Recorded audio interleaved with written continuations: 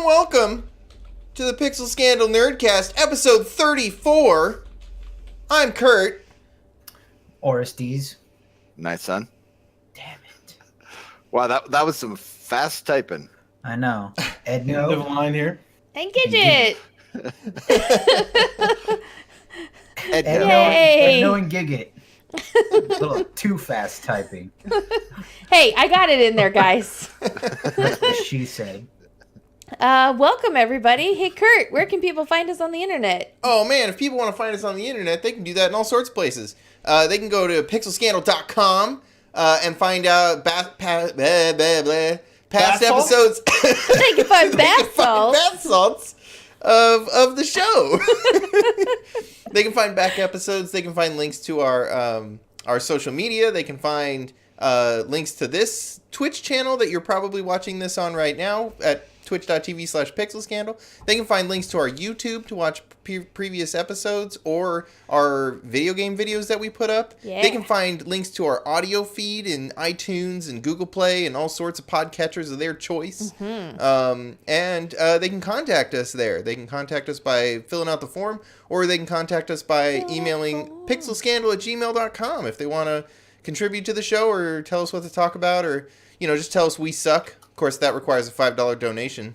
To the Rainbow Railroad. Yeah, which closes tonight, so get those last-minute donations in. Yeah, guys. Well, awesome. Tonight's spotlight topic is going to be our Pixel Scandal year in review for 2018. So we're going to talk about our favorite games, our favorite video games, and RPGs and all that kind of stuff tonight. Just kind of review stuff from this year. But before we get to that, Endo, do we have any announcements? We do. We have our Pixel Plays through Hitman 2, which is still coming out on Tuesdays. So we'll have a new episode for that out in just a few days. Want to keep up with the adventures of Nightson murdering completely innocent people for no reason at all. That's how you can do that. I made a point of making sure I watched the videos beforehand, so I'm perfectly justified in my murder. Right. Next Dungeon World game is going to be January 12th. That's going to be at 9 a.m. So we can pick up where we left off with our heroes. I saw a little picture in Facebook that has me kind of wondering about what's happening with the next episode. Yeah, we need to have some words about that. Yeah, certain frog. Yeah, I saw that too. So we might be Rob, having the wonderful Rob who return. played Bufo, he's a wonderful artist, and he put up some sketches of Bufo on his social medias this last week, which has us all wondering, is there going to be a return of Bufo in future episodes? and the person who could give us more information decided to ignore everything we just said. I and know. was typing in the doc. He's like, ignore. So we don't know what that means, but we came across Those are that a some couple days ago on guilty Facebook. eyebrows. And we're like, Buffo. Guilty eyebrows. Our Pixel Scandal side quest, we had our demigods this morning. Oh, yeah. Super well, and We'll went talk about about that. as bizarre as I kind of suspected it would. Yes. Didn't expect the end. That was even weird for us. Or you guys? That end was TLDR was it an undead soccer game? Yes. Right? Okay, if you want to know what the hell that's about, you should probably go and listen to that episode because it got kind of weird. It should be up tomorrow. Yeah, so On that'll be our up on YouTubes. YouTube. We have our next Pixel Scandal side quest, which will be Sunday, January 20th. That'll be at 4 p.m. 4 p.m. 4 You p.m. guys are gonna get to sleep in. Yeah. It's a Okay. Sunday game. Yeah, It's this is a bonus. What? This is a bonus Oh my episode a goodness. bonus side because quest. there was sort of extenuating circumstances, and we wanted to be able to get in an extra one this month and bring you something awesome. Yes. Yeah. So we are playing an extra side quest this month. Mutants in the Night is what we're gonna be playing. Kurt, you want Yeah. to tell us a little bit about that? Sure. Mutants in the Night is a Forged in the Dark game where you play mutants or X-Men style people with powers in a marginalized community who's kind of been cut off from the rest of society. It was written by DC, and they are going to come and run it for us. Yay. So I'm super excited about that one. Yeah. And then we have another side quest a regular in side January quest. as well, which is our regular scheduled side quest. Yeah, it's going to be on January the 26th, and that'll be back at 9 a.m. on that date.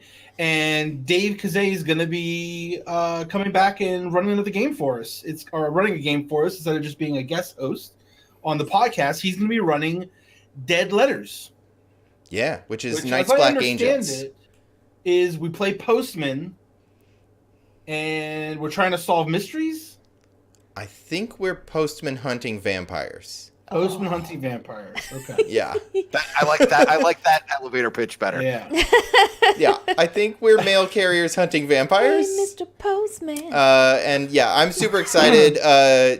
Dave said he's really proud of this one, and I'm so excited. So I'm super excited. That'll be a fun one. Yes, Dave Kazay of Monkey Fun Studio. So if you Yes. haven't checked out his stuff, you should definitely go check it out. There's a bunch of stuff on Drive-Thru RPG, which you can find a link on our website to Drive-Thru RPG. They should totally follow. Yeah. Plugging the stuff. Plug the stuff.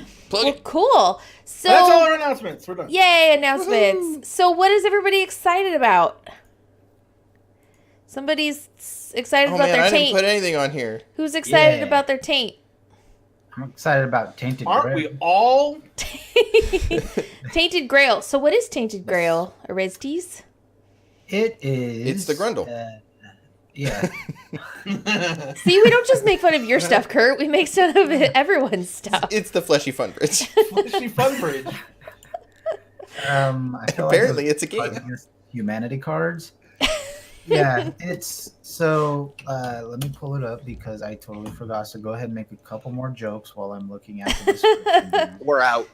That Yeah. I'm sorry. It is We're a- tapped. Taint got no jokes. But you know what It is is a fun is to you- taint boop somebody when they just get out of the shower. Just saying. It's pretty funny. I mean, everyone knows what you're talking about. It's so fun. It really makes The them dog. freak The out. dog. Taint with the dog. They love it. Back to you, Oreztes. No, yeah, so this is Tainted Grail. It is a game from Awaken Realms. It's a co-op or solo 1 to 4 players.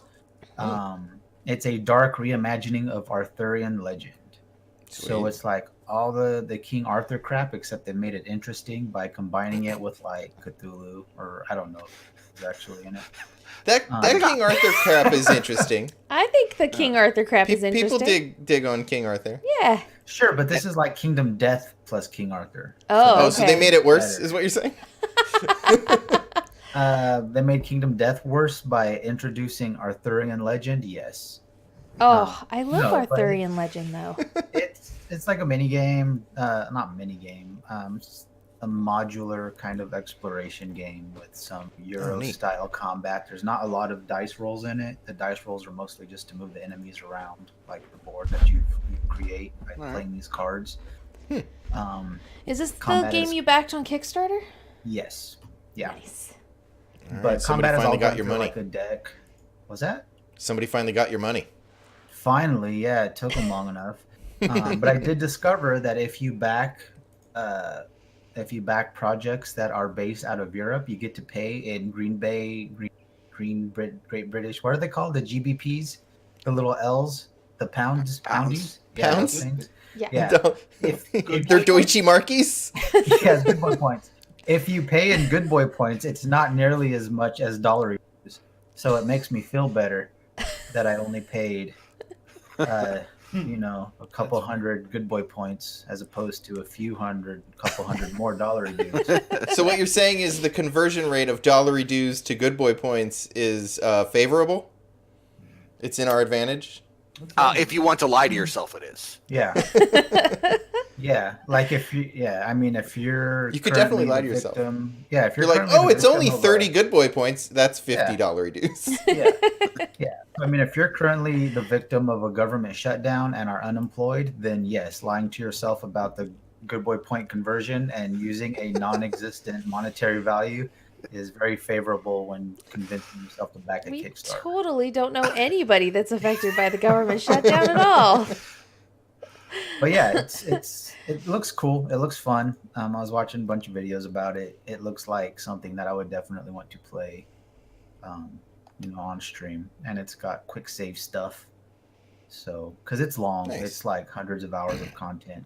And the cool thing is, once they hit 25,000 backers, one of the stretch goals was they give you a donkey miniature. So now there's not just a donkey to carry all the shit around.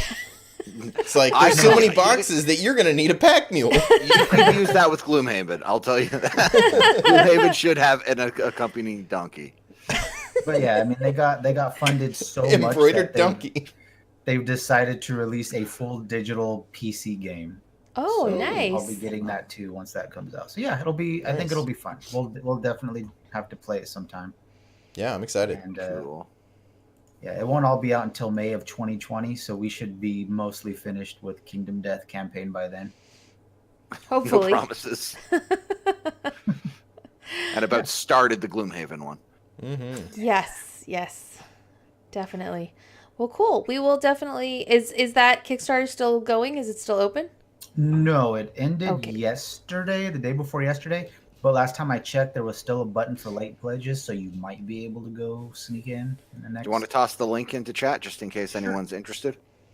Absolutely. I already got mine. I don't care at this point if anybody else.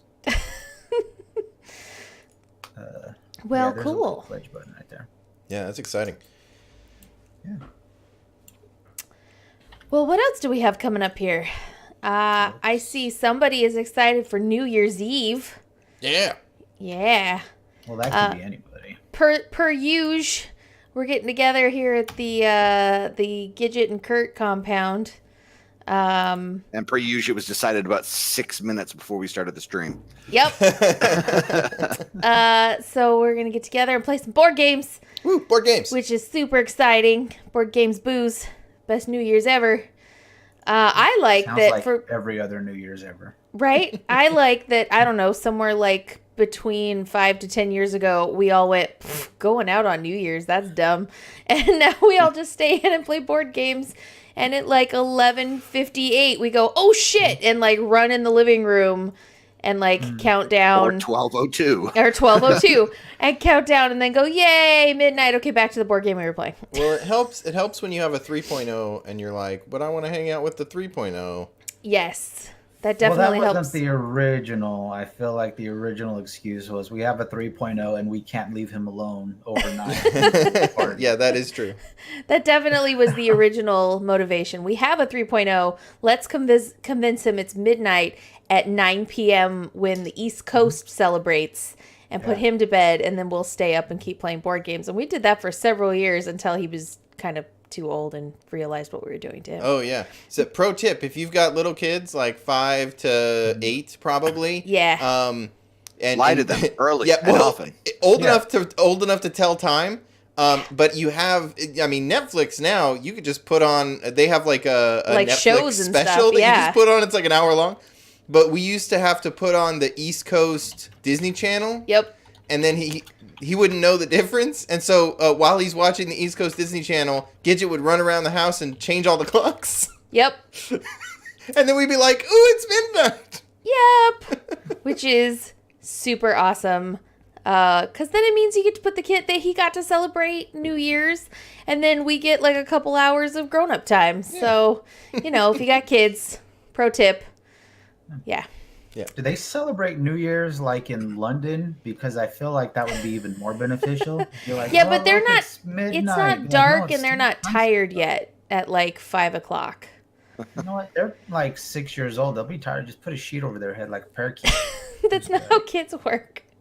Well, you got a TiVo. Just record London's. Yeah.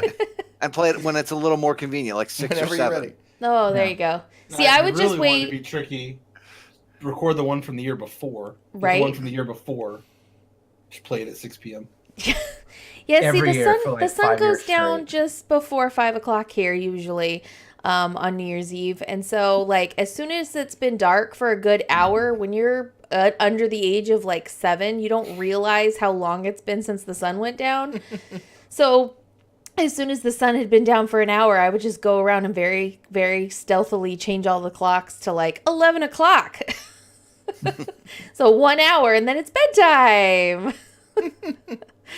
Anyway, so Kurt, I see you're excited about something that's coming up in February. I can't believe we're gonna start talking about this thing Oh my already. gosh! Well, it's like 6-7 weeks away. That's not a huge chunk of time. It feels like it's like way far. But I figured I'd mention it. We're gonna be at least Gigett and I don't know if anyone else is coming this year. Are gonna be at OrcCon in at the Los Angeles Hilton. Yes. The LAX Hilton. So if you are in the LA area, or if you want to come and visit and meet some of the cast, or if you just like cool cons with good games, RPGs. you can check out OrcCon by going to strategicon.net. Hey. I go to this one. I haven't You been should to a con in a while. You should come. I'll definitely be super running fun. stuff. I'll be at Games on Demand running some things. But there's also always like really cool stuff getting run there. So Yep. should be a good time. Absolutely. Well, cool. So what have we played recently? Well, we just finished Demigods this morning, and Yeah, we did. We I totally did. will have to give many props to Jason. Yes.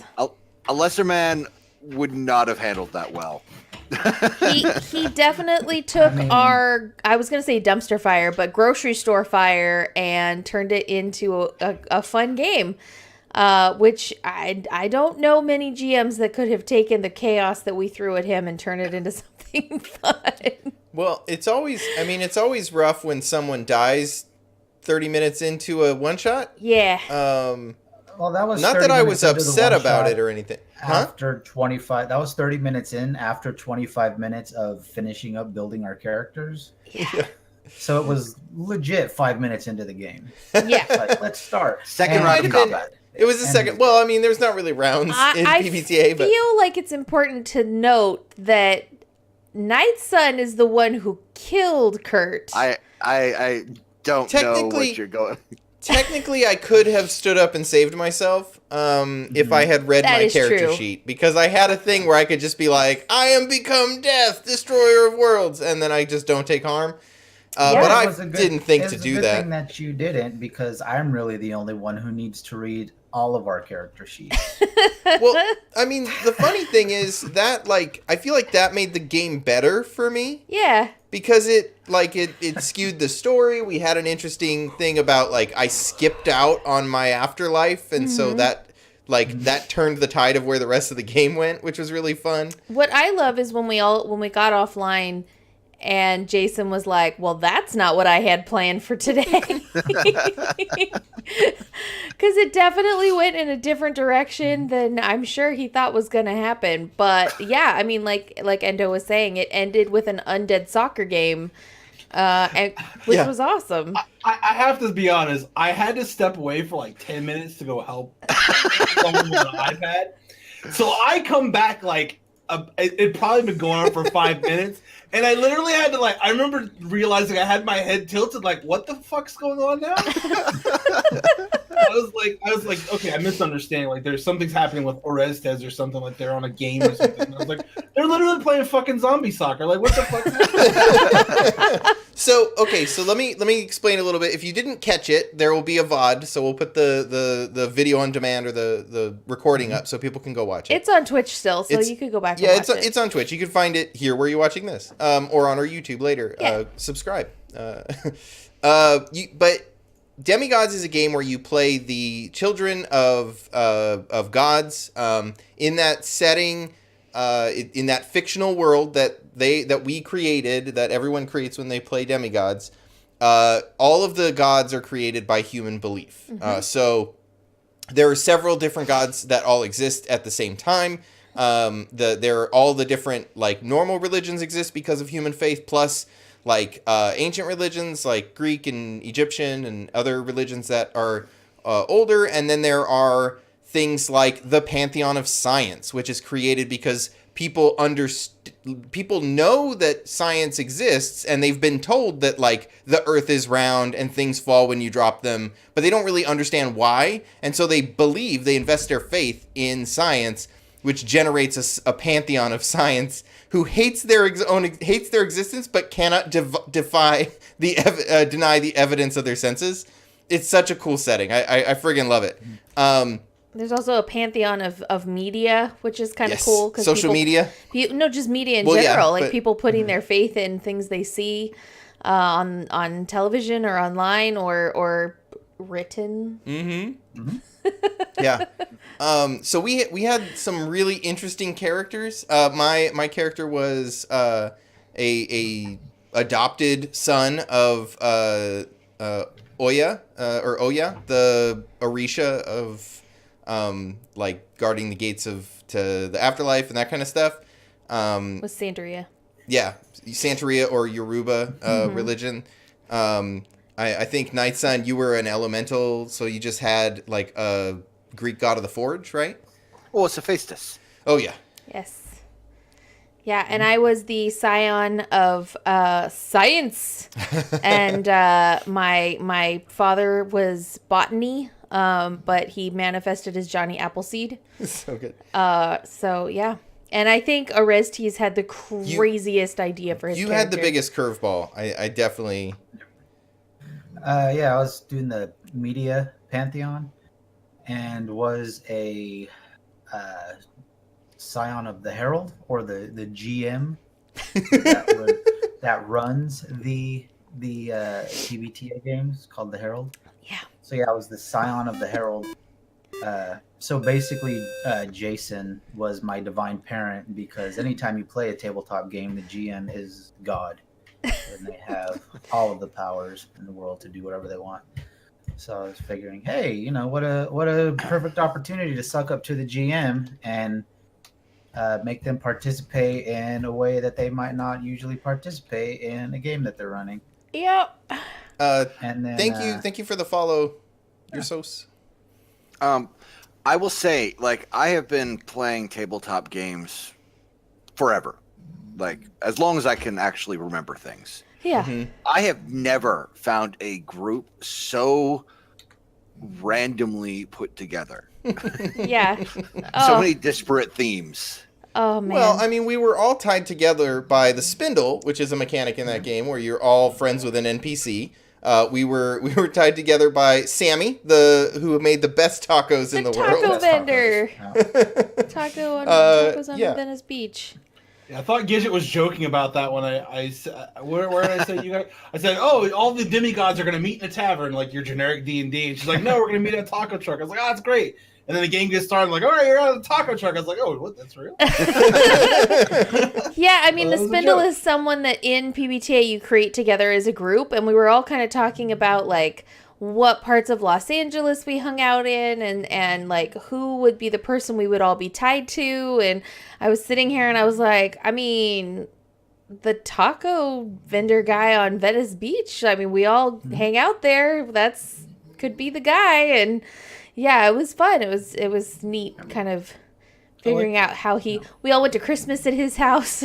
Yeah, yeah. We sort of like Which was another... Dude, this whole game was... we just sort of like real. forced him to let us come to his family Christmas. Yeah, he was like, no, you guys won't have fun. And we're like, no, yeah, we will. Yeah. We'll totally have Totally fun. have fun. And I I really like that. totally didn't Molotov cocktail a bounce house full of kids. Oh, God. I mean, you could have, because like it would have gone somewhere. It wouldn't have blown up on the bounce house. Oh, and I knew what Soft you were bouncy doing, house. Orestes, asking for names. You were just hoping Yeah, they had of hit course. points. Well, because if he Yeah. gives you names, they have stats. Yeah, we had established that earlier. Well, I was thinking that he was playing the I Hate Kurt game, which is, can I have a name for that character? Well, he had said Times 8. earlier that anyone who has a name has hit points, and so when he started asking questions, I was like, motherfucker, he wants him to die. If you have a name, you have a stat block. If you have a stat block, you have XP. Oh my God, your character. I was a little worried, right? Initially, when you mentioned what your character concept was gonna be, and then I thought it came out pretty well. Like Yeah. Mm-hmm. the basically metagaming as like your superpower. I really like I forget whose idea it was, but like my epic armor is just arguing with the GM over why Yeah, it's that rules wasn't as lawyering. much damage. Like, you have epic armor? Well, I mean, I don't think it would hit me for 4 damage because I'm actually over here. So Yeah. I think I would be on the outside of the splash, so that would be like 2 damage. Oh, it was so good. Well, you guys, if Yeah. you have not watched it, you should definitely go Yeah, back and watch the VOD. It was definitely go it was watch it. very fun. Jason Mills, the author, ran the game and did an excellent job so dealing good. with our weird ass curveballs And if this sounded the slightest bit interesting, we will also include a link to go check out the or check out the mailing list. Yeah, you can sign up for the mailing list. It includes the source material. So Yeah, he's got the beta out for it, so you can actually go check out the Demigods PBTA stuff. Yep. Yeah, it was awesome, but he won't be back. I wonder about that. Did we scare him? Is he like, oh god, those people are crazy? Yeah, what was that game? Like Oh, it was so fun though, guys. No, I had a great time. It was fun. It was very good. Well, I have the thing I've been playing recently, and actually Kurt and 3.0 have been playing it, is the newest Smash Bros. For so Switch. good. It is really fun. There's like the whole way you do the story quest thing to unlock characters and unlock the map is really cool, and the spirits and how those give you kind of they either buff you or make it so that like you're unaffected by cold or wind or whatever. So if you go unlock certain spirits, it makes certain levels that are almost impossible to beat easier to fight. And Smash Brothers? yeah, it's really neat. It's very cool. And They went all out on this. There's talents too. Like you Yeah, have talents there's a talent that you tree. get better at doing certain kinds of And damage. 300 characters. Oh yeah. Or Yeah. it feels like it. There's, I think 3.0 said there was 70 something characters, but yeah, it's definitely Yeah. way higher than the like previous iterations of Smash Bros. I don't know anything about it other than Smash Brothers community has decided to team up Snake and that little dog from Animal Crossing into like a bunch of just memes and comics and stuff, and they're great. Yeah. It's like I don't know why this is a thing, but I'm glad. Is this that- like the Bowsette thing? no that's a different fan community. That got out of hand. Oh man. The Bowsette thing got out of hand But- real fast. But yes, Smash Bros on the Switch, super duper fun. Super enjoying that. I have not played it a ton, but I don't typically like watching 3.0 play fighting games, and I've actually been enjoying like either watching him play or like he'll hand it off and we'll go back and forth like beating different levels and stuff, which is actually kind of fun. So Well, and I've always struggled with Smash Bros because of the way the maps work when you get too many people on there. Like it shit just gets too small. But we have a little bit bigger TV now, and so it's been easier to kind of to track the fights. I think because we added a couple inches to the TV size, and now I can play Smash Bros. Also, thanks for the follow, Gene. yeah, it's really fun. Yeah. But Kurt and Nightson have been playing GTA. Oh yeah. Yeah. GTA was on sale for like $14.99, and you got a bunch of money in the online game and stuff like that. So I finally got to jump into GTA 5 and check that out, and then play GTA Online, which is surprisingly fun. It's interesting. It definitely has a lot to offer a very disparate group of people. I know Kurt just likes the running around and causing chaos. I just like driving cars. Like I just want to drive the cars around. I'm enjoying the becoming a mogul and owning all the things and amassing a fortune and all that. Like, I still agree 100% with my original thoughts. And now that I've played the game and know the game better, it is a horrible, horrible example of trying to trick people into giving them money. Oh yeah. Yeah, there's a lot of stuff. Yeah, the lengths that people have gone to, and the guides that are out to try to make money in light of the fact of the systems are built to prevent you from making money. Is the hacking still absolutely ridiculous? Oh, I wouldn't know. I play in solo lobbies. Oh, okay. Yeah. Because there's a That's way what to stopped me from playing the GTA 5 online. I would go out and then there would be propellers in the middle of the street instantly killing everyone. And blowing up all the cars and stuff. Haven't seen any of that even when I was playing normal, but very quickly I found one of the most prominent ways of doing things is you can basically bug your netcode into generating you an empty lobby. So it just boots everyone and you get, hey, it's just me and my friends now. Oh, that's cool. Kurt, did you ever figure out how to actually put cars in your garage? Yes, I did figure out how to put cars in my garage. All I heard for several days was you coming out to get snacks, going, "God damn it, I can't figure out how to get cars in my garage." It's because I kept stealing cars that were too expensive. Yeah. So you got to steal cheaper cars. I recently stole a lowrider and got that all souped up. So now I'm driving around in a cool lowrider. But yeah, it's been really fun. And the planes are actually really fun to fly in that game. Oh. All I saw was you crashing planes in that game. I've only crashed like 3 planes. You've only flown 4.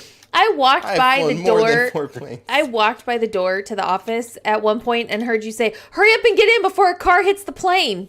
I was like, what? How is that even a thing? I was trying to land it in the street, and I did, and then I was blocking traffic, and I was worried a car was just going to crash into the plane and blow it up. Yeah, and Handor's been playing that with you guys, right? Yeah. Yeah. Well, one of the big reasons that Handor was pushing me to get it is the heists, which is the real, good, scripted content for the game, which, regardless of anything else, is actually incredible. Yeah. And finally, we actually have a full crew to do it with, because trying to do it with random people is pulling teeth. Yeah, it's real bad. Hell, trying to do it with us. It's, at least when it's us, you can kind of yell at the person on voice. You're like, dude, what if we just talked about this? Why are you driving off the pier again? Like, so it's you guys, Handor and Rando, right? Yeah. Nice. Yeah. So it's nice to get Rando back in and playing some games. Sir not appearing in this episode? Yes, they're not appearing in this episode. Well, cool. Well, Oreztes, how is Dragon Quest going? Good. That game does not have an end, I'm pretty sure. I played through it. I got to the part where you kill the last boss guy. The guy who wants to destroy the world. Spoilers. If you've never played an RPG. I could be talking about anything. And then you finish the game, and then it rolls the credits, and then it's like, hey, do you want to just continue playing? And it's like, okay, what's this about? It's like, oh, welcome to the world map. Here's a bunch more quests. Go do the things. Oh. And it's like, but I just finished the game. No, but that one character that died like 20 hours ago, you're gonna go do a quest to bring them back to life. Oh. Couldn't do that before the last boss. No, that's after the boss. So this isn't even like checklist of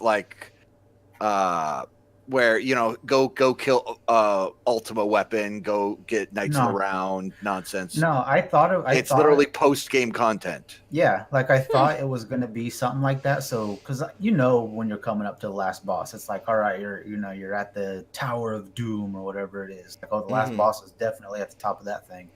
So I'm gonna go around and do all my side quests and get all the good armor that I can get right now and kind of wrap that. And then you go do this stuff. And then they're like, all right, cool. So here's a whole separate story arc of that one race that was destroyed. We're going to bring them back. And everybody who died, you're going to bring them back. And you're going to rewind time. And you're going to do this and that. And it's just like, okay, but I killed the boss. I watched the credits. Like, what's happening? But I'm done. Well, it sounds like the game is over. You're just choosing to do the extra content. Now, my question is this stuff DLC essentially? Like, was this post launch content, or is this the original disc? This is the original disc. This is just what I bought. It's not like complete edition. It's not nothing. It's just Dragon Quest XI, Echoes of an Elusive Age. Yeah, okay. It's just extra content. Yeah. Lots of RPGs are like that. Well, They're not linear. Weird. It's just weird to not include that should have been a pre end of game quest line. There's no reason to put it post credits. Yeah, it'd be like, playing Final Fantasy VII, killing Sephiroth, and go bring Aerith back to life. Like, okay, weird. I think you just described the most wanted quest that has ever existed. Yeah, but the problem is in Dragon Quest, the character that died. Yeah. So it's like, I get but it. yeah, that is weird. Okay. Well, cool. At least are you still enjoying it? It got pretty frustrating for a little while there, but then I spent like 2 hours just grinding out a bunch of levels until it became like practical joke easy, where you could just put the fights on auto and then just like raffle stomp everything. And I was like, oh, okay, again. Cool. I don't like challenge. I like story. Yeah. That's why I play. I games remember on easy. years ago, I got tired of. I was playing through 11. No, not 11. 10. Okay. Playing through 10, and I was just beelining my way through it. Got to a point where it's like, wow, this content's really, really hard. Switched to my brother's save, who is the obsessive compulsive, who filled the sphere grid. Mhm. Grinding. Confidence, yeah. Probably put 40 hours of just grinding mobs to do that. And I was Mhm. like, oh look, I'm one-shotting every single mob, including the end boss. Nice. Yep. Oh, cool. Story mode engaged. Yeah, right. It's not, Story mode that engaged. extreme. It's not that extreme, but it's pretty easy now. Yeah. I would say. Mhm. Yeah, it's fun. I like the story. It's a fun game. Cool. I just got like, I'm expecting like 5 more tomorrow, so I think I've got like 15 games for Christmas this year. Oh my lord. So once I get all of them in, I'll take a picture and put it on Instagram or something. But I got plenty of stuff I need to move on to, so Nice. I don't think I'll be doing all the extra post-game content in Dragon Quest. Cool. No. So, Endo, I see here you've been playing Dark Age of Camelot. Yeah, you guys know me. I like old shitty games. So what Yeah, made you want to go back? So there is a free shard that's opening up called Phoenix for Dark Age of Camelot, which is a free-to-play emulated server for the online service. And like an idiot, I got super excited to try it out and play it, and then I found out that it's not opening up until January the 12th. So I found another free shard server called Uthgard. And so I decided to go and like relearn the game a bit and kind of like get used to it again, so that once January 12th comes out, I'm not like completely starting stupid and don't know anything, which is how it was yesterday when I started playing it again. But yeah, I've been having a lot of fun with it. It definitely hit my nostalgia again. It's been such a long time since I played, and even when I played, I didn't play it very seriously. It was kind of like a casual getaway from EverQuest kind of thing for me when I kind of got burnt out from reading. But yeah, there's substance there. The system is pretty interesting. All the character diversity is there. I'm having fun. I'm playing a necromancer. Nice. Always a good choice. Yeah. Is the game supported by the original devs? Or is the original game even still around? Yeah, I think it's free. It's a free. I believe the live servers are still up, and it's free to play with cash on stuff. Yeah. But is the shards actually supported by the devs, or is it kind of just the no man's land that is like UO? Yeah, where there's all these free shards out there that they just don't acknowledge exist. To my knowledge, there's literally only one free realm shard game out there that has the blessing of the developer, and that's Project 99 EverQuest, which actually has come to an agreement with Daybreak Studios when they took over from Sony. They were going to close the servers down, and kind of like they had a meeting and talk and decided that they were going to allow them to do it. To my knowledge, every other emulated free shard server for every MMO out there is not legal. So they could all just be shut down at any time. I believe this Uthgard server's been up for quite some time, though, so I think if they were going to cause a problem, it would have happened already. But I don't know. Yeah. Well, cool. Well, let's go ahead and move into our spotlight topic, which is our year-end review. So let's start off by talking about our favorite games of 2018. As we were kind of creating this list, we have like all of our cast members' names here and each person's pick, and next to several people's names, we all picked the same game. Or most of us picked the same game as our favorite game. So we decided we were going to start with Pixel Scandal's pick, and then we'll go into each individual person's pick for the year. But Pixel Scandal picked 10 Candles as our 2018 favorite game of the year. I think we all really enjoyed getting to play it at what are we were calling it? Tiny Murder Western Murderville. Town or MurderCon Murderville. or Yeah. we've had different names for it. But Our little con in a tiny western town. yeah, when we all went to Where our we definitely were totally going to get murdered. we were totally gonna get murdered. No, but that place was awesome. If you ever, are interested in going to a tiny western town and renting it out and glamping, it's called Green Acres. So you can search that up and find Green Acres. It's a tiny western town. But while we were there, we played 10 Candles and Kurt ran it. Yeah, I had played it once before. I played it the first time at OrCon 2018 in February, run by Tomes or Tomer. And that was a really, that was probably the first story game that I played. Just first one, and it was so immersive, and Tomer did such an amazing job running it that, like, coming out of that game, I was actually a little nervous to run it myself because I was worried that I wasn't going to be able to build the same mood and generate the same tension. And the game really does a lot of the heavy lifting. It is it's 10 Candles is a horror story game. It is a tragic horror game, which means all the characters die at the end. That's not a spoiler. Like, everybody knows that their character will die at the end going in. And the premise is that 10 days ago, the lights went out.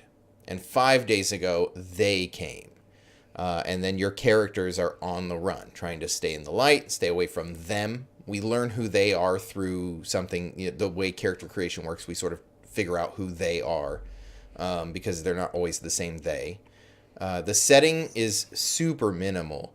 You can it's like a paragraph is your prep for this game, and you don't really prep much. It's just what's the story up to now, and then after that, you just sort of let the characters go, and the game sort of handles everything else because the way the dice work.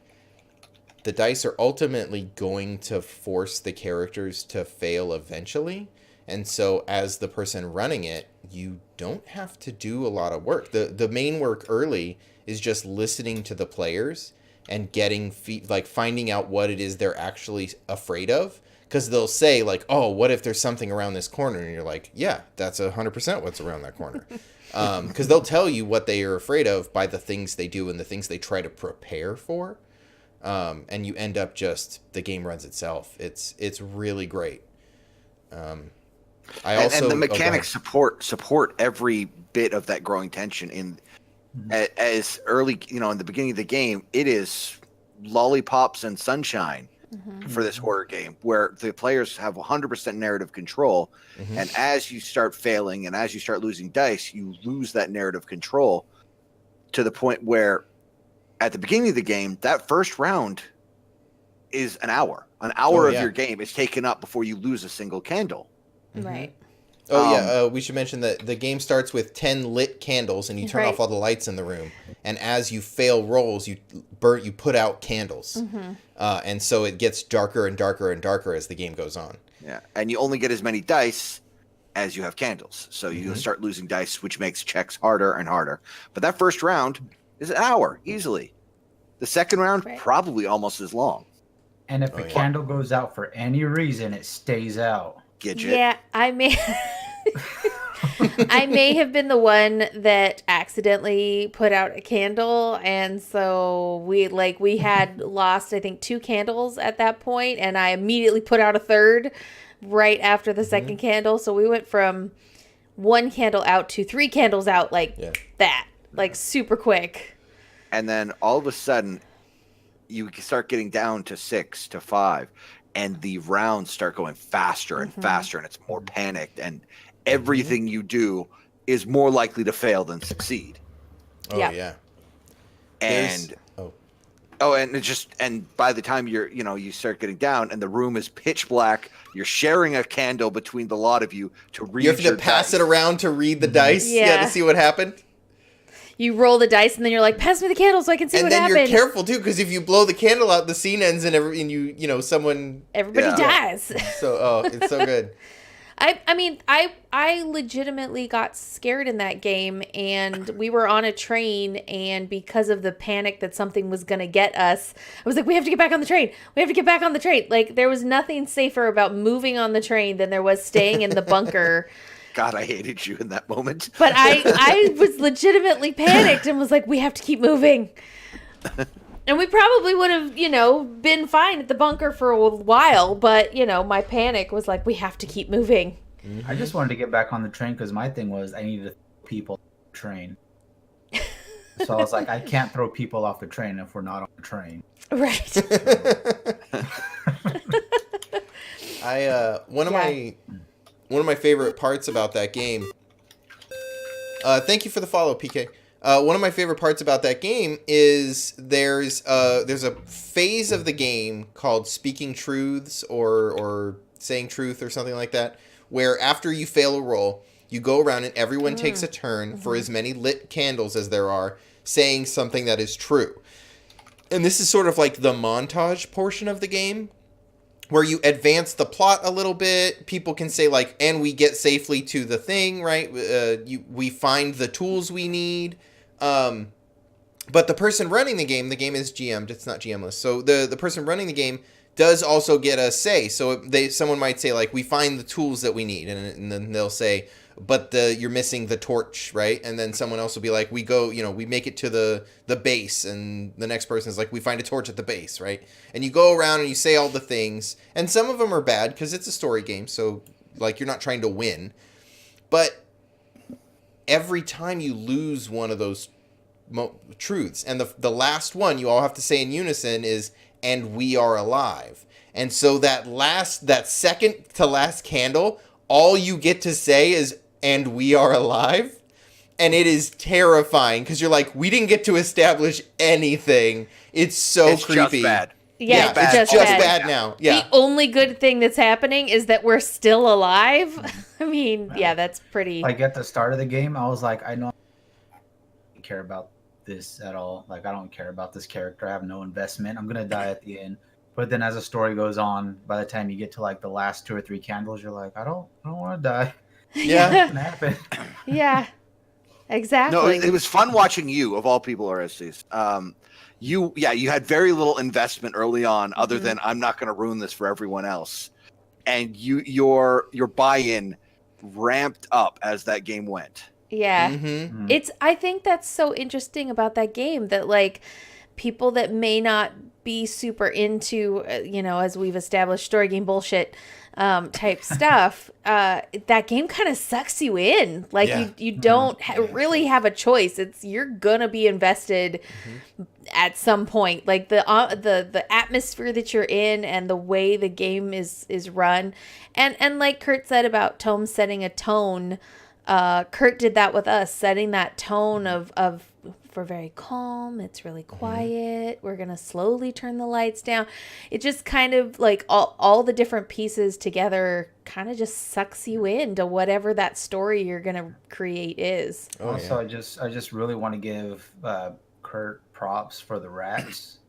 Those when I planted a white field mouse above in the rafters of the saloon that we were in, and then halfway through the game triggered it with my whatever clicking sound I had set up beforehand, so that it would run down the pole right next to Gigett and scare the shit out of everybody. And the raining babies.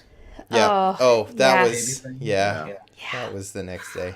But ultimately, I will say I'm not excited. I don't feel I need to play it again. I think I'd like to run it. I'd love for you to run it. Regardless of that, I think everyone should play it once. Yeah.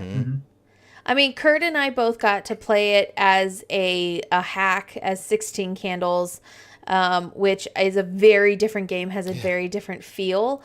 And I really enjoyed playing 16 Candles, but 10 Candles at its core is so good that I completely agree with Nightson. Everybody should play it at least once. Yeah, we linked it in chat, but 10 Candles is written by Stephen Dewey. You can find it at cavalrygames.com/10candles.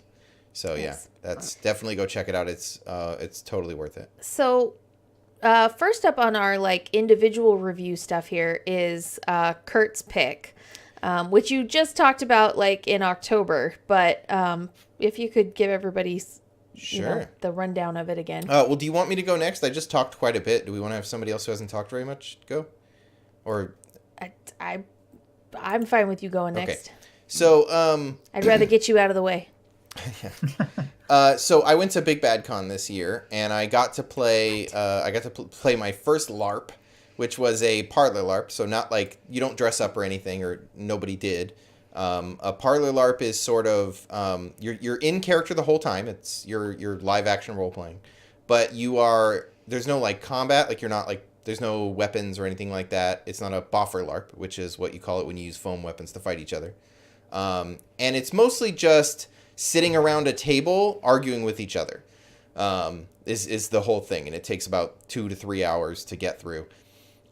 Inheritance is it's written by Luke Crane, the author of Burning Wheel, and it is heinously out of print, so there's no way to get it. So your best bet if you want to try this out is to go to a con where someone is running it.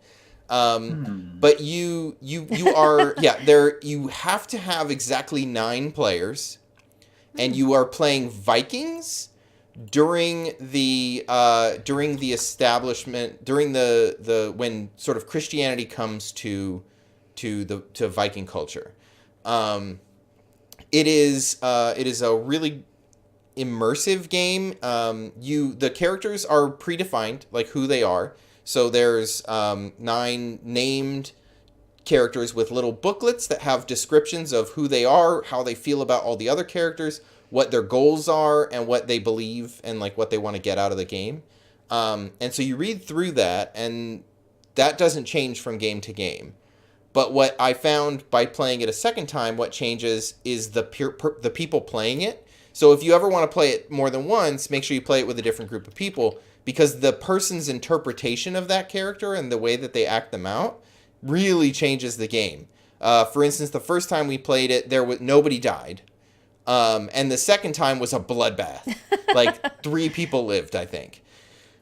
So it's a really oh man, it was such a good story that we ended up telling about these the premise is the Jarl, the head of the clan, has died, and so everyone is having the funeral, and they're going to have an inheritance, and then the exiled son arrives to join and like claim their portion of the inheritance, and then like it starts off at 100 miles an hour with the conflict, because people are like, I want to kill this kid, but I can't because of other people. It's a really great game, and if you haven't LARPed but you're interested, I would say it's a really great way to sort of dip your toe in the water. If you're LARP curious. Yeah, if you're LARP curious, if you can find someone running it, it is such a polished, perfect story that you end up telling over 2 hours.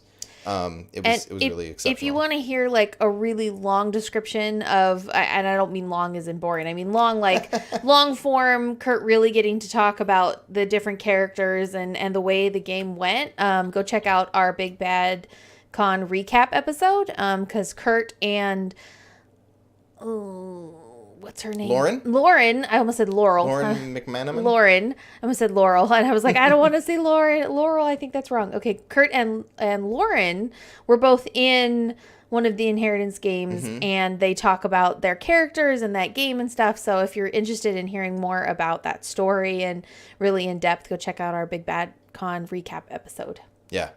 You'll get a fresher take. October. But it is such a well-designed game. Like everything was super polished. All of the characters interacted in such a way that you kind of knew what what was expected of you. It was perfect. Yeah. Yeah. Well, cool. Oreztes, you want to go next with your favorite game of the year? Favorite thing you played? Sure. I have chosen Final Fantasy XIV. Just because it is my favorite MMO, and I go back to it every few months and play for a little while, and then cancel, and then go back a few months later, play for a little while. Super excited for it. The 4.5 patch is coming out on January Oh, they have a date? Yeah. Okay, I have my plan. Yep. I'm sure we January will 8th. talk about it more next Saturday with our what we're looking forward to in 2019 show. You guys can enjoy playing with yourselves as blue Sure. mages. Yeah. No, we Well, can party there's- finder Blue Mage. Yeah, you just need a preformed group. Yeah. Yeah, there's like new MSQ stuff. There's a new Alliance raid. Blue Mage job is announced, so that's coming out. Some side story stuff. New dungeons. So yeah, a bunch of content coming out. One of the things I always loved about that game is, unlike a lot of Sandpark MMOs or theme park Sandpark, Jesus, MMOs, your WoW, your EverQuest 2, basically any MMO that came out 2000 plus, give or take. Mm-hmm. Most of their content is tied into the end game. Mm-hmm. Like, it's always get to max level, then you can play the game. Mm-hmm. Final Fantasy 14 is all like, there is content at every tier of every level range of play, and if you just feel like doing something different, it is perfectly viable content in some way, shape, or form. Nice. Like, Yeah. even you log in for your daily dungeons, where in most games would be your max level dungeons. You have a handful of these dungeons. Oh, you're gonna run, for lack of a better term, Dead Mines. Oh, Dead Mines is my daily dungeon today. Cool. And so you, unlike like WoW, where it's weird or they have to rebuild these dungeons for high level content. Mm-hmm. No, you get to see the dungeons you've been playing. Like, there is no old dungeons. You're always revisiting them all the time. Mm-hmm. Yeah, like the scaling, they just let you scale, so you always get to play with your friends. That's probably my favorite thing about it, is like I play a lot. Like, I focus on just Scholar basically. So my Scholar is pretty much fully geared out. Like, I'm maybe 5 eye levels short of like max eye level. But yeah, I mean, like, my Scholar is fully kitted out. I am ready to go. I could do pretty much anything. But then, like, if one of my friends comes and they're like, hey, I want to play, I'm level 15. It's like, sweet, let's group up, let's run some dungeons. There's not like and then you still get like full XP. It's not like WoW, where it's like, oh, I'm level 100 and you're 20, let's go do a dungeon. You're not going to get anything out Or of it. any fun. Like, Yeah. Like that is the main reason why we can never get Kurt to play some of these MMOs that we love and we've invested so many hours, is because the only way for us to play with him is to go, all right, well, we have our max level character, let's try to catch you up. Which ultimately results in you sitting in the back of a dungeon going, whoopee, look at my XP bar move, and all these buttons that are popping up on my... Nightson, there's something coming towards me. Nightson! Yeah. Nightson! Yeah, but I mean, that's what I love about Final Fantasy. That's one of the things. Like, you can always just play with your friends, and you get benefits out of it too. So it's not like, all right, well, I'm going to spend 2 hours carrying you and leveling you, and I'm not going to get anything out of it.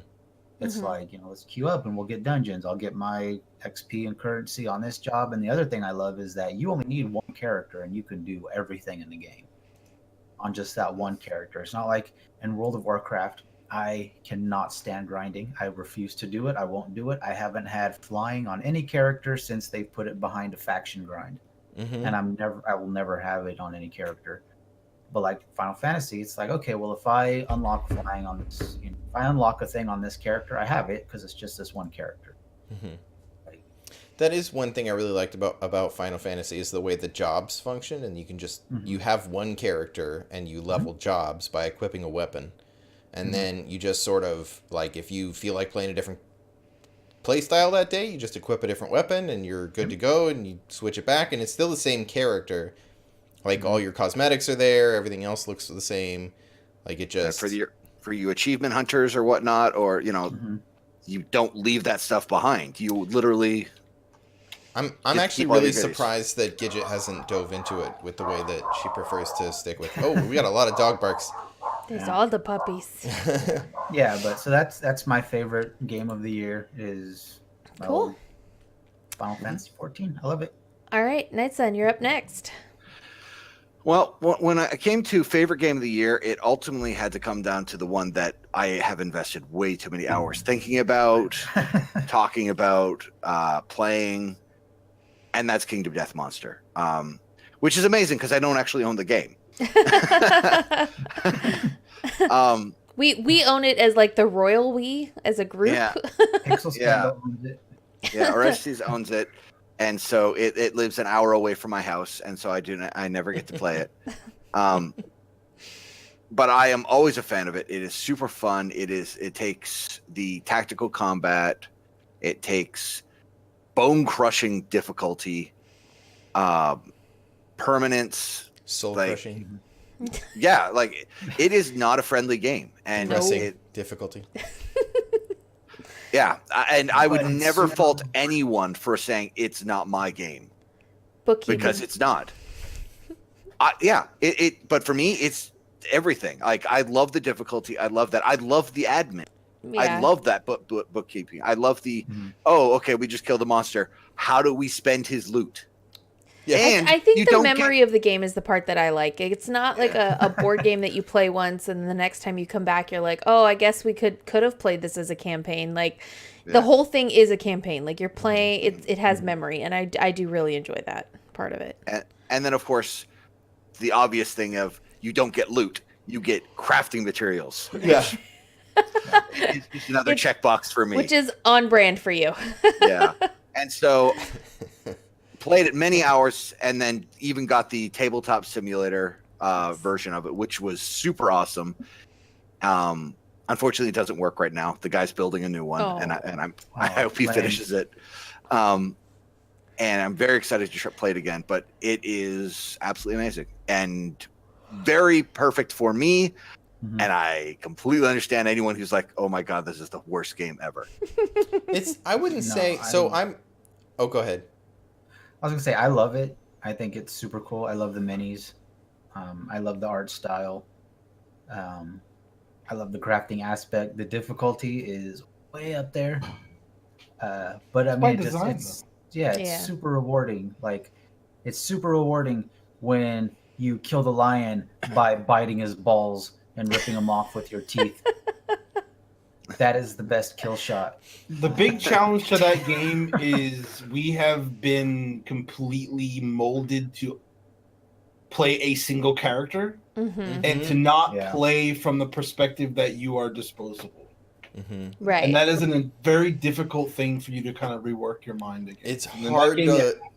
That's the biggest struggle for me, is I immediately try to put like some story or some character together, or like think about it, narrate it, like think about the way the character is, and oh, this is my character, and they're gonna grow, and they're gonna, oh look, they skilled up, or they got this cool thing, or they got this shitty thing, and then they just die. Like they just get murdered. There's no like recourse. You're just like, and they're dead now. Throw them over there. Yeah. But that's fine. The thing. You can't treat it like D&D. You need to treat it like Star Trek, where until someone's been in 3 or 4 episodes, they're a red shirt. They're a red shirt, and they probably ain't coming home. But it's tough playing a red shirt. Like I get no enjoyment out of, like, unless I invest in the character, like I don't enjoy the game. So I need to like care about whether the character does well. Otherwise, I'm. Someone was posting in a Facebook group about Kingdom Death like about 3 or 4 weeks ago, and I meant to mention it to you guys, but I didn't got to mention it. They actually made a point to say, don't think of yourself as a character, think of your tribe as the character. Oh yes, right. Yeah. Your tribe is the character. You're a cog, right, in your tribe. Right. But I will 100% get behind the one big glaring issue that I do have with the game is that death comes easy, which isn't a problem. Mm-hmm. But if death comes on round 1 of combat, that person is sitting out for potentially 40 minutes. The only way there's a backup is if like you started out with an extra character, somebody was rolling 2 to make up for the amount of people at the table or whatever, and then they're like, oh, you died? Cool, take the secondary character we were using to fill out the group. Yeah. And that's really the only viable way. And when that can be really cause rough. Of death is like if an antelope lays down on you and its mouth swallows you whole. Yeah. It's like it could happen just that fast. I mean, the art style and like the minis and everything, Super the cool. like brutal sort of creepiness of it is really awesome. Like I mean that antelope, The antelope is the mini, gross. I've played a lot of games where you describe the monsters as terrifying, right? Like, oh, it's got wings made of hands, and then you look and it's like, no, the fucking phoenix is wings made of like little tiny hands that you glued on as the feathers. I haven't even tried to put that model together yet. Like that elk you meet really early, and its rib cage is open, and it's a mouth, and so if it tramples you, its mouth like bleeds on you. It's so gruesome and weird, but I dig that part of it. Yeah, if you knock it prone, it uses the teeth on its stomach mouth to drag itself along the ground. Yeah. Yep. Well, moving along here from one gross topic to another, Endo, why don't you go next? My favorite game of the year, I was kind of going backwards and forwards between this and Path of Exile, but I think because I've been playing Path of Exile for a few years and I only started playing this game this year, I'm going to give it to Dead by Daylight. You guys played a ton of that game. A lot of time playing Dead by Daylight. I've never played a game like it before. I'm not much of a PvP player, kind of like Oreztes, but in this game, the way that the player versus player is, it kind of doesn't enrage me as much. I think it's because the rounds are short. Yeah. Like it's not when you play PvP in like an MMO, I don't know, I just feel like it can go on forever and ever and ever, but when you're playing Dead by Daylight, it's like, oh, and this round is over and we're going to play again. Mm-hmm. Like it's not a big deal if you get murdered. Well, the asynchronous play is kind of interesting in that you can solo against a group. So like it's still interesting. It's not a 1v1 where it's just your skill against one other person's skill. So you end up with, if I want to solo right now, I just be the monster and I can solo and not rely on my teammates and also play against a team. So there's some variation there. Yeah. And I'm really enjoying last year a lot. I've kind of not been playing it a ton. I'm kind of waiting for them to get the progress built into the game before I spend a lot of time playing it. And they have a few bugs they need to work out, but it's shaping up to be a very strong game as well. And I just think I really enjoy that system. I like that gameplay a lot. It's very hard to make an asynchronous multiplayer game that ultimately doesn't just collapse under its own weight. Evolve was definitely an example of one that looked a lot better than it ended up being. Mm-hmm. I would say Evolve's failure had less to do with the system and mechanics of Evolve than it did the developer and publisher. Yeah. And their DLC. That's what threw Evolve out of the game. They had $7,000 worth of DLC on launch. Like, I'm not kidding. It was something like $44,000 some odd dollars of DLC on launch. It was like absolutely ridiculous. Jeez. But yeah. Dead by Daylight. Is that an It's K mushroom you're holding? Or It's K orange? Yeah. Yeah. From PAX. From PAX.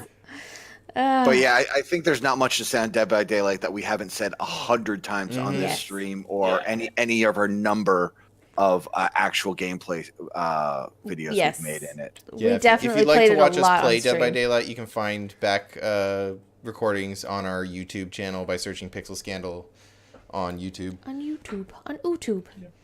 Well, last but not least, and I know I'm going to get shit for saying this from all of y'all, but my pick for the year was World of Warcraft Battle for Azeroth.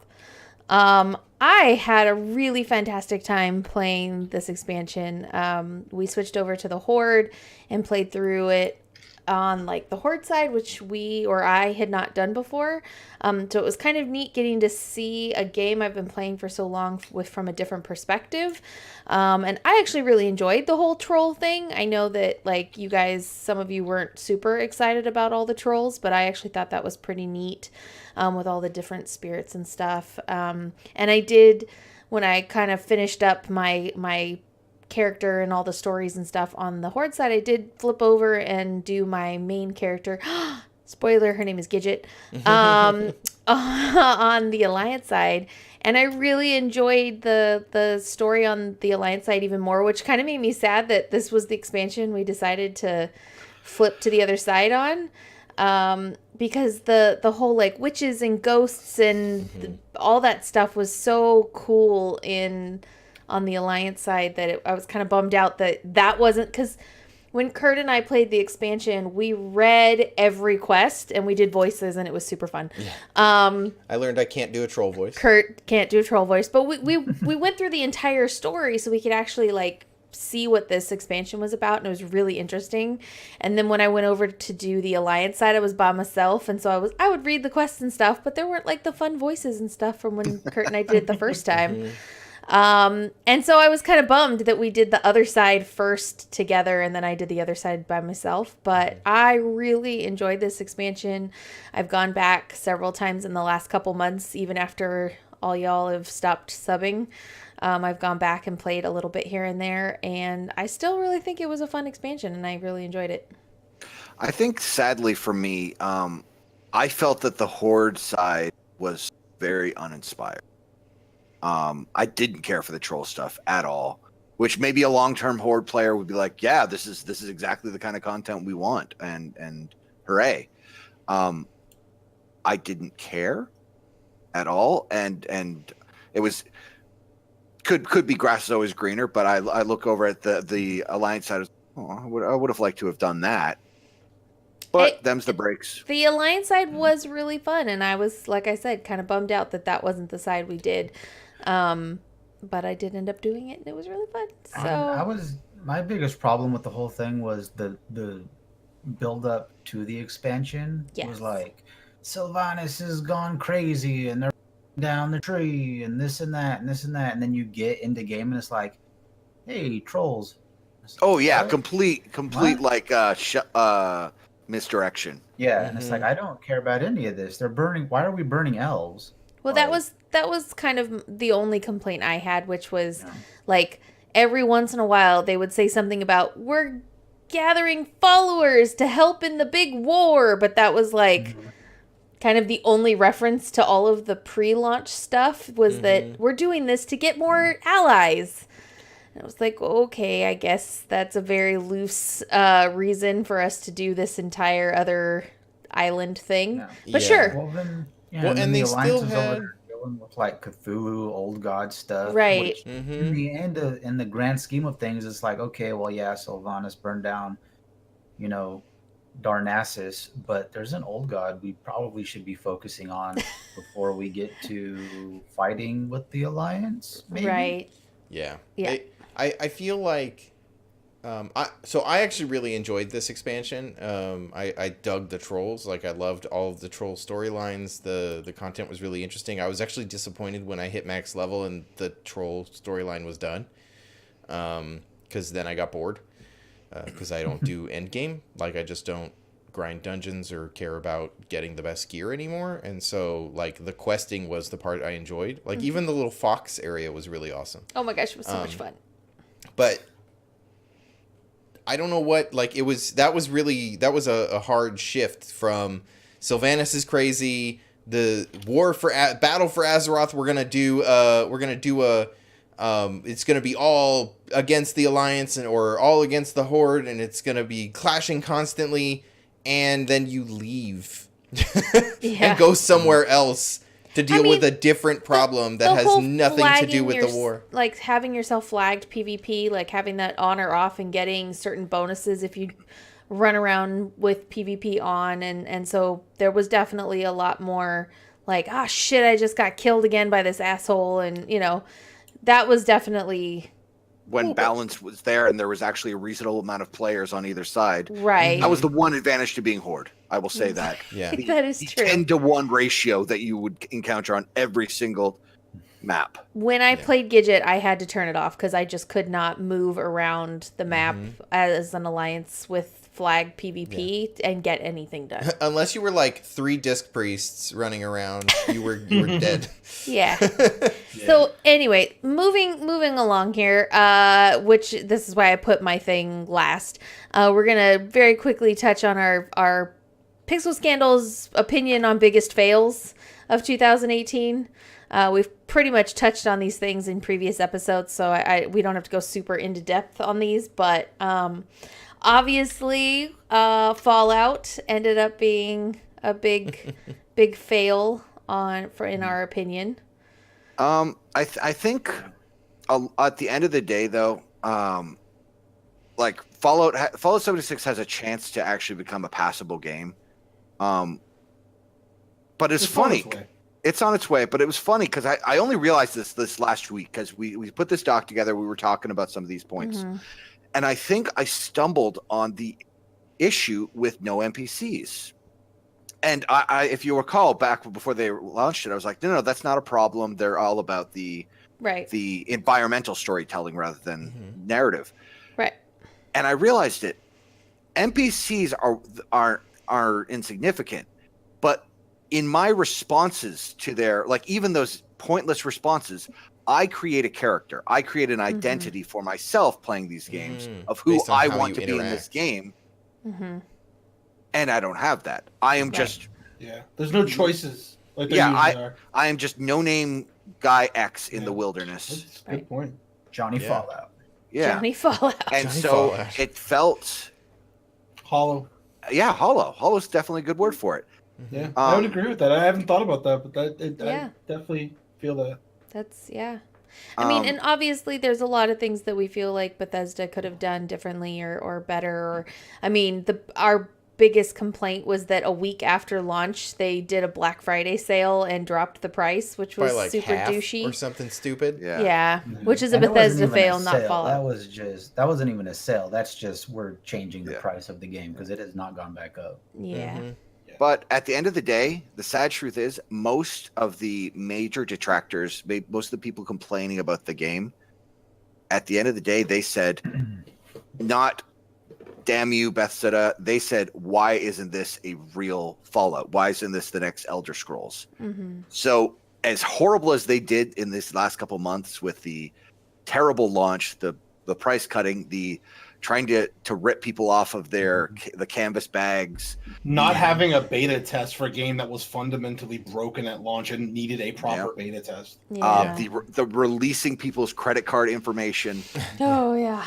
I think in a year's time, in 2 years' time, when they announce the next Elder Scroll or next Fallout, a legitimate single player experience, no one's going to remember a word of this. Here's what I will say. I agree with you. If they retain this system, the actual system, the engine that they run their games on, if they do not go to square one and build a new engine for whatever that next IP is, they could be done. It's possible. They have to stop using this antiquated old fucking engine that always has the same bugs and problems in it every fucking time. Like, it's time to dump some money. You have the money. Build yourself a new engine, and then landscape your game on top of it and start over. It's time. Like, it's done you well up until this point, but stop bleeding Skyrim down with 300 different releases and just get some really smart people in there and build yourself a new engine to release your next game on. But become the developers you were before. But the modding community already knows how to fix their games on this engine. If they make a new engine, then the modders are going to have to be proud of. It's not. They just have to realize that that's what's happening. The other game that we have on our biggest fails of 2018 was Blizzard. Yeah, Blizzard has a lot of problems this year. I would say Bethesda's situation was pretty bad, but I think as a general community, people kind of anticipate that Bethesda's going to release a broken game. I mean, I'll just be honest. I think most people kind of recognize that. People don't expect Blizzard to behave the way that Blizzard has behaved this year. I put 3 things down. One of them people are not going to really know about. It's not like it's a big thing, but it's kind of symptomatic of the type of company they're becoming. The first one is the Diablo Immortal thing, which I think got blown out of proportion a bit. And I think what most people don't understand is the issue with Diablo Immortal is not that they were making a mobile game for Diablo. I don't think anyone gives a shit. It was the message. It was the message. It was bad timing. You should have coincided it with a Diablo 4 unveiling or held on to it or something, or done it away from BlizzCon, where your most hardcore people that love your IPs are coming and expecting something. It was just horribly mismanaged. Yeah. If it had been reworded as, here's Diablo 4 cinematic that we probably got sitting in the back warehouse or somebody's working on. They could have put a Diablo 4 animated splash with nothing else. It would have been enough. And then talk about it for 15 minutes ago. Guys, we're not ready to show you more. It's coming. You know we're working on it. We're telling you we're working on it. Who are we kidding? But here's something to fuck around with for the next year and a half on mobile if you want to check it out. Yeah. This would have not even been a blip in the media. That's the simple truth. And then maybe just don't be a smartass to your fans. But on then stage, we're asking legitimate questions. Yeah. But we're in opposed to Fallout, where I think this, in the end, I don't think this is going to hurt them. Blizzard's stock price plummeted over this. Well, they don't have confidence in the people running the company to do. This was such a bad mishandling. Like, they don't have confidence. This is Activision digging It is claws into Activision. Blizzard. It's 100%. Yeah, because when Blizzard was just like, unstoppable hits, it was just like, let them do whatever they want. They're bringing us money. Where they are taking losing subscribers. BFA didn't do so well. They are taking their fan base for granted big time, and they have a rude awakening on the other end of this. The second thing is going to seem like such a petty little thing. I only bring it up because I feel like it kind of plays into the same thing. So after this Diablo Immortal thing kind of happened, there is still a very, I will admit, a small fan base for Diablo 2 that still plays online. What a lot of people don't know is there's an extremely popular copy of Diablo 2 called Path of Diablo, which is like a Diablo 2 customized server that's kind of a mishmash of Path of Exile and Diablo 2. Most of the hardcore Diablo players play on both. Like, they play on the ladder for Diablo 2, and they also play on the Path of Diablo. So Path of Diablo schedules this ladder reset, and everyone's super excited to play on it. All the Diablo 2 hardcore streamers and everything. So naturally, Blizzard decides that they're going to coincide their ladder launch. Or sorry, the Path of Exile was releasing an expansion, and so they decided to drop the Diablo 2 ladder on the exact weekend of the Path of Exile launch, just to spite their fan base who play both games. Guys, Diablo 2's 50 years old. You have almost a non-existent player base. You can't play the WoW game of just releasing content to spite people. Yeah, like, how does that make any sense at all? It's just to spit in the face of those players because they're resentful towards the Path of Exile people, which they should be because they're crushing them. The third thing is the shittiest thing of all. We talked about it briefly, and we have more information about it, but basically, Blizzard, on a whim, through an online notification, said, hey, everyone, we're not supporting Heroes of the Storm anymore. No more Pro League. Everyone. And what I think a lot of people didn't understand is they're like, oh, no, they got rid of a game that I like. What people didn't consider is they put tons of people out of work. Yeah. All those casters, all those streamers, all those professional players found out over a tweet that they just didn't have a job anymore. Wow. Which is just, again, it's this trail of just poorly handling things this year. And which it goes even further than that, though. Like, it's one thing, it really sucks for those people who all of a sudden do not have something to do. And I hope they can juxtapose into, I don't know, League or Dota or what have you. But that, more than anything, it shakes the confidence in the growing esport community. Right. If a company can all of a sudden just decide they're going to back out tomorrow, and drop it out, who's going to put up money for this? Right. Yeah. And that is why Fallout and Blizzard made our top fails of 2018, guys. Well, one more thing about Blizzard, you know it's not just Blizzard, because Blizzard recently just offered their employees basically a year's salary to quit. Like, hey, you guys, we'll give you a 1-year severance pay if you go ahead and just voluntarily quit, like go away. and over 100 employees took it. I will say though, although that says that they're in trouble, but it says that is an amazing thing to hear. Considering a lot of other layoffs and shutdowns we've had this last year, like Telltale, where it was, hey guys, you don't have a job anymore, sorry, Right. and good luck. I mean, that's the thing. Companies close down, but I think Telltale Games, they talked within their own company before they announced it. Blizzard being like, hey, we're not going to do this thing anymore, affects people outside of just the people that Blizzard has on their paycheck, which is a very different, I don't know. It has a grander effect, I think. Oh, well, Telltale, nobody mentioned a word. Right. People came in that day, they're like, yeah, you're out of a job, sorry. Right. Yeah. So... Well, moving right along here, we've got, bringing the tone back up a bit, our most exciting Kickstarters of 2018. Topping my list is the Savage Worlds Kickstarter. I'm very excited. I downloaded the latest version. They're still making small tweaks or big tweaks depending on the section of the book, so it's still not in its final draft, but I just downloaded the most recent version today. And I'm super excited about it. It's something that's also on my thing I'm looking forward to next year, but we'll talk about that next week. But yeah, most exciting Kickstarter for me was definitely the Savage Worlds Kickstarter.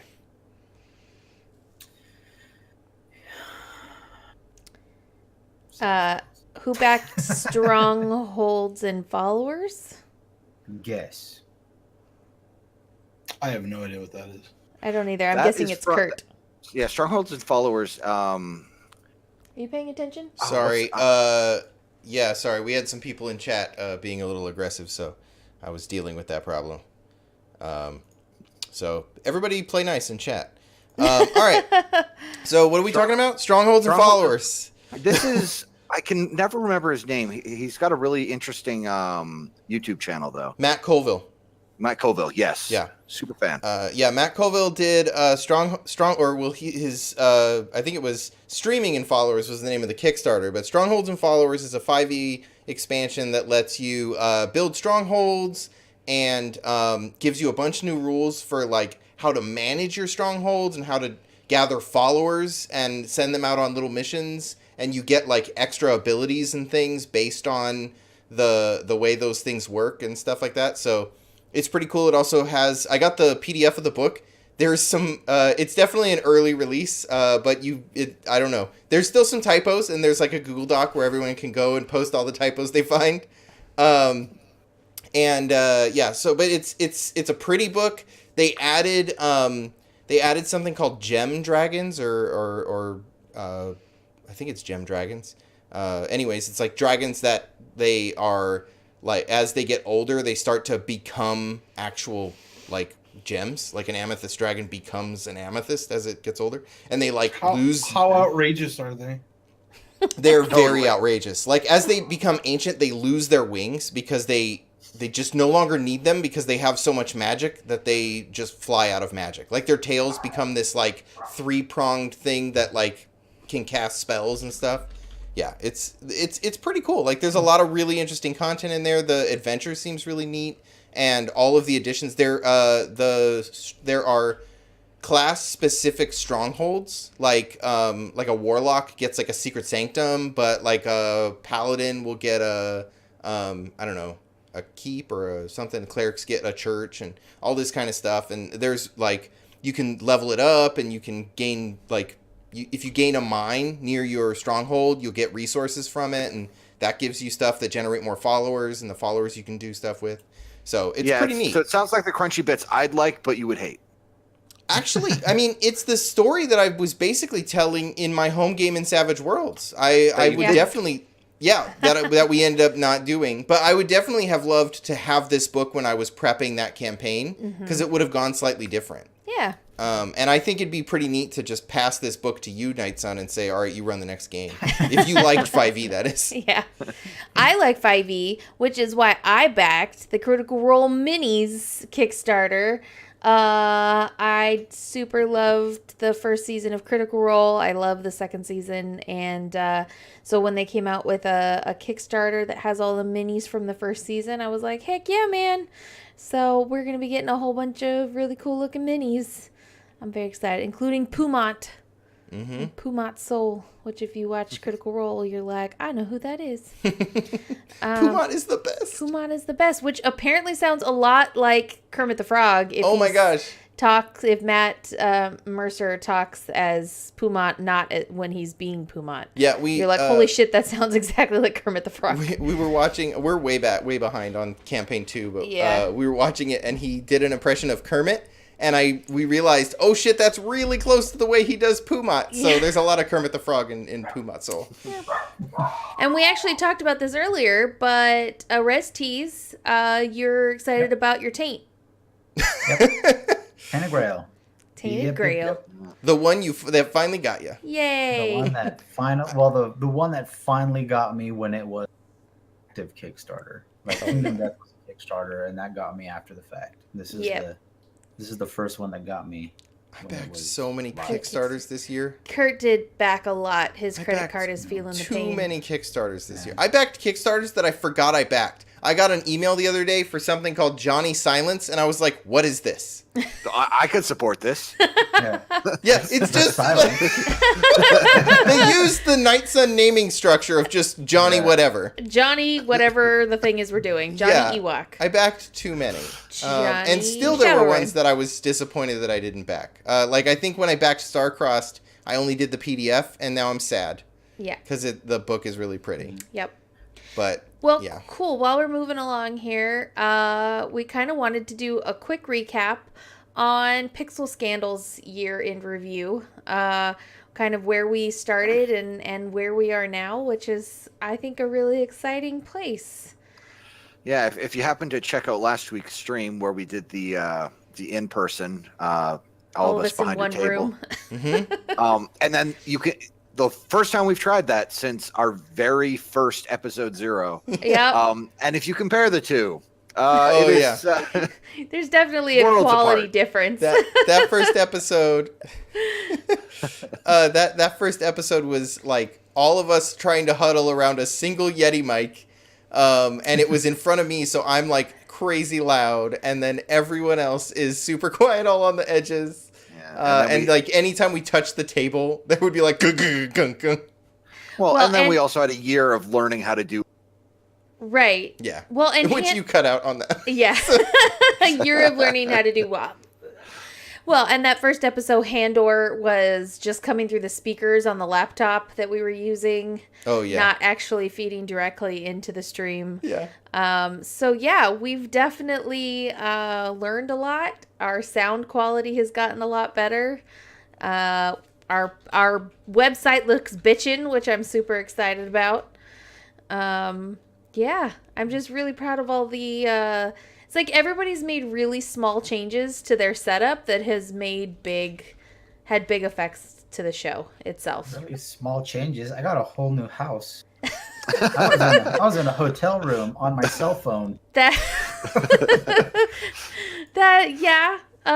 that. There's Handor's whole computer crashing and being gone for like 2-3 months. You guys have green screens now. So your backgrounds look super cool. Yeah. I'm in a Pac-Man. You are the Pac-Man. Thank you for eating San Francisco. Yeah. Yeah. I feel like we've come really far, and I think we'll have a lot to talk about next week as our like looking forward to 2019 and all the things we're excited about. But I'm really proud of where we've gotten to, and that we have so much more that we're building towards.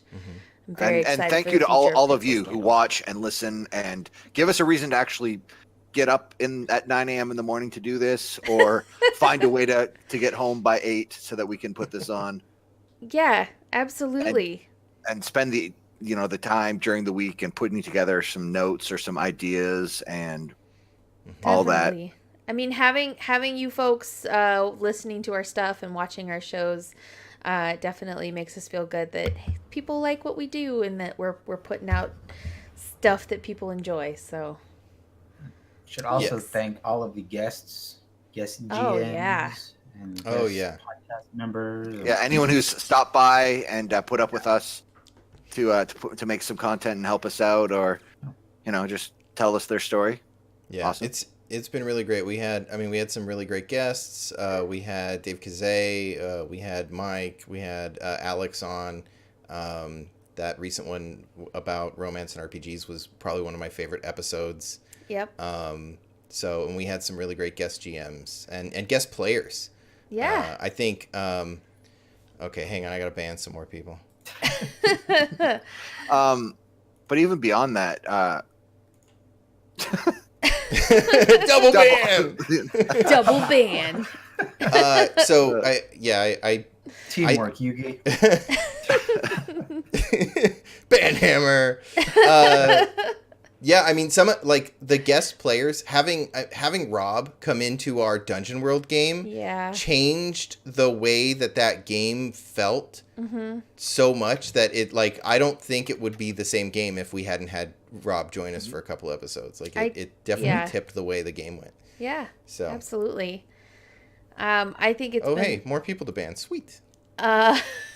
Oh, you beat me. I wasn't watching. I think it's been a really interesting year. I think 2019 is going to be even more exciting. I think next week we're going to announce some up and coming stuff, and I'm really excited for everything we've accomplished and everything we're going to accomplish. So big thank you to everybody who's had a hand in that. Mm-hmm. Yeah. Put your hands in it. And I will also say, year in review, we will all miss Handor. God rest his soul. It was unfortunate for him to die horribly again. Yes, unfortunately, he had to miss our year-end review episode, but hopefully he'll be back next week for what we're looking forward to. Yep, if there isn't a good UFC fight on. Yeah. Which is really the only thing that takes him away from us at this point is UFC matches. To more deaths, next year. Yes, to more death next year. Yay, more death next year. We're gonna have an endlessly cycling cast as everyone in the bottom corner of the screen gets killed. What? Wait, let me check the stream. No, that's end of line next week. That's not me. I'm always in the top left. You're always in the top. You guys are swimming up top. Well, guys, thank you so much for tuning in. This was kind of a little bit longer episode at an hour and 40, but we had a lot to talk about. Yeah. But tune in next week. We're going to be talking about what we're looking forward to for 2019, what's coming out, what we're excited about for Pixel Scandal, and going to kind of announce what we've got coming up for the Pixel Scandal future. So tune in next week at 8 p.m. Pacific Standard Time next weekend for our next Nerdcast. Yeah. Hey, Kurt, where can people find us on the internet? Oh, man. Well, if you'd like to tune in live, you can go to Pixel Scandal, or you can go to twitch.tv/Pixel Scandal. That's where you can follow to get notifications when we go live, or you can, if you like the show and you'd like to support the show, you can sub there. And if you have Amazon Prime, you get Twitch Prime, which lets you have a free subscription to one Twitch channel a month, so you can throw that our way if you like, or to whichever streamer you prefer. And if you'd like to contact the show, pixelscandal@gmail.com. And if you just want to find out more information about back episodes or the cast, you can head to pixelscandal.com. All right, thank you. Awesome. And real quick before we leave, I would like to shout out and celebrate the fact that we are now at 100 followers on Twitch. Yes, we hit 100 followers this thank you. Thank everyone. you very much, everyone. Very exciting stuff, guys. You were here for that moment. And if you want to find us in person, some of us at least will probably be at OrCon. Yeah, find us at OrCon in February of, I don't know exactly the weekend. We're going to talk about it more as time goes on. It's February 14th, guys, and Kurt needs to remember that because it's the day after Valentine's Day is when it starts. So come on out to OrCon but not really. I mean, they will. I'm not going to go. Well, awesome. Thanks so much for tuning in, guys. We'll see you next week. All right. Farewell. Bye, everybody. Bye.